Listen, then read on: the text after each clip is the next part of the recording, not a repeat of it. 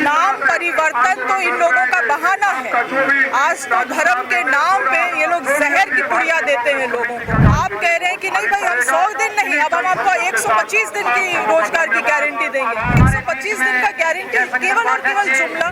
देखिए, जब से मोदी सरकार आई है सत्ता में, केवल और केवल जुमला करके आदिवासी, दलित, मजदूरों, किसानों का पेट में लात मारने का काम किया। नाम परिवर्तन है या इसकी मूल भावना को भी पूरी तरह से बदल दिया गया है? देखिए, नाम परिवर्तन तो इन लोगों का बहाना है।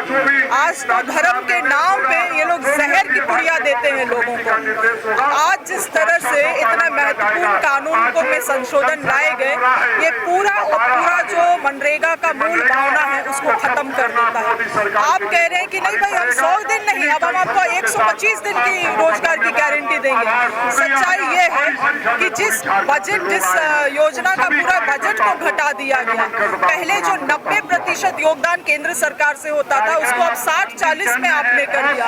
आप ये कह रहे हैं कि जो भी योजना बनेगी केंद्र सरकार उसमें फाइनल निर्णय लेगा कि उसको करना चाहिए नहीं करना चाहिए। 60 दिन तक कोई भी रोजगार नहीं देगा, तो फिर ये सब कहां से 125 दिन का गारंटी? केवल और केवल जुमला। देखिए, जब से मोदी सरकार आई है सत्ता में, केवल और केवल जुमला करके आदिवासी, दलित, मजदूरों, किसानों का पेट में लात मारने का काम किया। और मनरेगा कानून में संशोधन भी उसी प्रकार का चीज है। देखिए, जब कोविड हुआ था, पहली बार कोई ऐसा कानून जिसके वजह से लोग शहर से गांव जा रहे थे, वो मनरेगा था। और आज आपने मनरेगा को इस तरह से मतलब बेहाल कर दिया है कि अब झारखंड जैसे राज्य में विशेष रूप से आप देखिएगा और ज्यादा पलायन बढ़ेगी।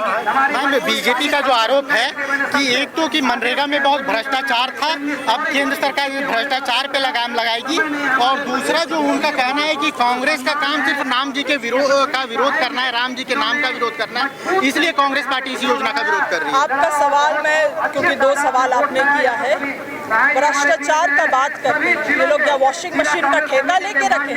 भ्रष्टाचारी है तो आपको किसने रोका है कि आप भ्रष्टाचारी मुक्त ना करें?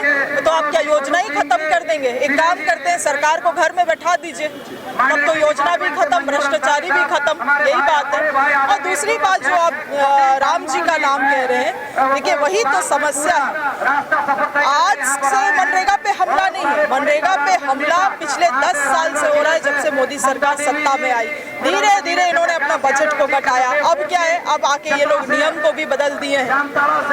आज तो ये स्थिति बन गई है कि धर्म के नाम पे, भगवान और ईश्वर के नाम पे ये लोग इसी तरह से जहर समाज में बांटने का काम कर रहे हैं। क्यों? क्योंकि भगवान का नाम ले दोगे तो कोई विरोध नहीं करेगा, सब लोग अनदेखी कर देगा। भगवान के नाम को तो हम लोग कुछ भी ग्रहण कर लेते हैं भारत जैसे देश में। तो आखिरी सवाल मेरा है पेशा नियमावली से जुड़ा हुआ।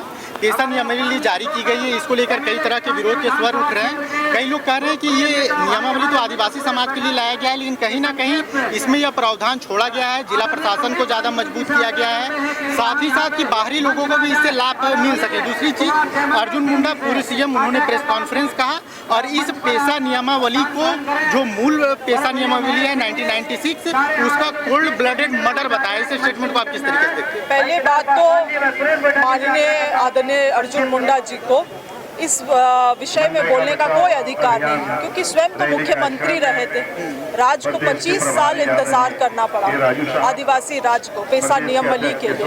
उनको तो बोलने का अधिकार नहीं है। रही बात की जो विभिन्न आलोचनाएं आ रही हैं, तो देखिए, कानून बहुत सारे जो कानून, कोई भी कानून होता है वो इंटरप्रिटेशन पे निर्भर होता है। अगर किसी की राय है, इस राय से अगर ये कानून और बेहतर बनाया जा सकता है तो निश्चित रूप से उसको सामने आके लोग दे सकते हैं। मगर मैं आपको ये बतलाना चाहती हूँ कि ये जो नियमावली भी हम लोगों ने लागू किया है, ये पूरे कंसल्टेशन के बाद, आपको याद होगा हमारे प्रभारी महोदय और कांग्रेस के जेएमएम के मंत्रीगण उपस्थित थे, सभी लोगों का राय मशवरा लेते हुए, तमाम चीज़ों को देखते हुए लागू लागू किया गया है। और सबसे बड़ी बात है कि इस कानून में ग्राम सभा को सबसे ज्यादा अधिकार दिया गया है, चाहे वो लघु खनिज जैसी मामले हो, योजनाओं के लाभुकों को तय करने की बात हो, ग्राम सभा को सशक्त करने की बात है। और इसी जिस भावना से पेशा कानून 1996 का जो गठन किया गया था, उस मूल भावना से ही नियमावली को लागू किया गया है। रही बात है किसी के राय मशवरा की, तो निश्चित रूप से ओपिनियंस कीप कमिंग और आने भी चाहिए। और साथ ही साथ हमारा भी, मैं कृषि मंत्री होने के नाते जब फाइल हमारे विभाग में आया था, तो संवैधानिक पहलुओं पे मैंने भी कुछ सुझाव और सवाल दिए हैं सरकार को। उन चीज़ों को एडवोकेट जनरल ने भी अपनी तरफ से जवाब दिया है। तो आशा करते हैं कि संवैधानिक रूप से भी ये पूरे सशक्त लागू किया गया। खबर का मतलब बवाल न्यूज। हमारे चैनल को सब्सक्राइब जरूर करें।